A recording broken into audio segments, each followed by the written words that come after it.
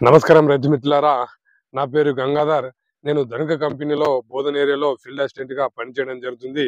ప్రస్తుత వాతావరణ పరిస్థితుల్లో మనకు నల్లి అనేది విపరీతంగా రావడం జరిగింది.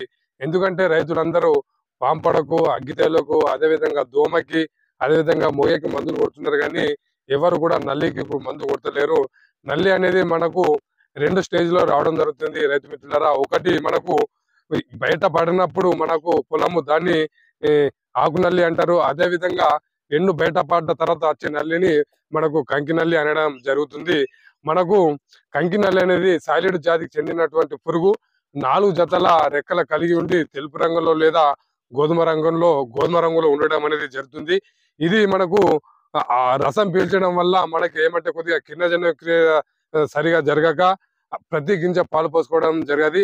అదే విధంగా మనకు కంకి నల్లి అనేది పూర్తిగా వెన్నుల మీద వెళ్లి రసం పీల్చడం వల్ల వెన్నులు అంటే గింజలు తాలిపోవడం అనేది జరుగుతుంది. మనకు ధనుక కంపెనీలో మనకు ఉమైట్ అనే మందు ఉంది. దీంట్లో ప్రొపర్గైట్ 57% ఈసీ ఉంటది. ఈసీ అనగా ఇమ్యూనిసిబుల్ కాన్సంట్రేట్. ఒక ఎకరానికి 400 ml చొప్పున కొట్టుకుంటే మనకు నల్లి బ్రహ్మాండంగా కంట్రోల్ అవుతది. ఈసీ రూపంలో ఉండడం వల్ల మనకు వాటర్ లో పోయగానే మాలిక్యూల్ అనేది తొందరగా కరిగిపోవడం అనేది జరుగుతుంది. ఇది ఒక ఎకరానికి అంటే పొట్ట దశలో కొట్టుకుంటే మన దోమతో పాటు అదే విధంగా ఫంగిసైడ్ తో పాటు నల్లిని కొట్టుకుంటే మనకు నల్లి అనేది కంట్రోల్ జరుగుతుంది.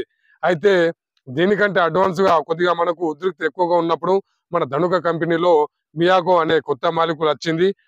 అందులో మనకు సైనోఫెరాఫైన్ 30% ఎస్సి ఉంటది. ఎస్సి అనగా సస్పెన్షన్ కాన్సంట్రేషన్. ఎస్సి అనేది కొద్దిగా ఈసీ కంటే చిక్కగా ఉండడం వల్ల కొద్దిగా వాటర్ లో పోసి మంచిగా కలుపుకోవాలి. ఇది కొట్టుకుంటే పురుగు యొక్క అన్ని దశల మీద పనిచేయడం జరుగుతుంది. అంటే ఇది మన గుడ్లను కూడా చంపుతుంది. అదే విధంగా నల్లి యొక్క తల్లిని కూడా చంపడం అనేది జరుగుతుంది. ఇది కొట్టుకుంటే దీన్ని ఫైటోటానిక్ ఎఫెక్ట్ వల్ల పొలం కూడా పచ్చగా రావడం అనేది జరుగుతుంది. కావున రైతులందరూ మనకు మియాకో గాని అదే విధంగా ప్రొపర్గేట్ కొట్టుకుంటే నల్లి మీద బ్రహ్మాండంగా పనిచేయడం జరుగుతుంది. అదే విధంగా మరిన్ని వీడియోల కోసం మన ఛానల్ ని సబ్స్క్రైబ్ చేయండి. అదే విధంగా ఫ్యూచర్ లో మనకు మన సోయాబీన్ లో వచ్చే పెస్ట్ గురించి అదే విధంగా ఫంగస్ గురించి తెలుసుకుందాం.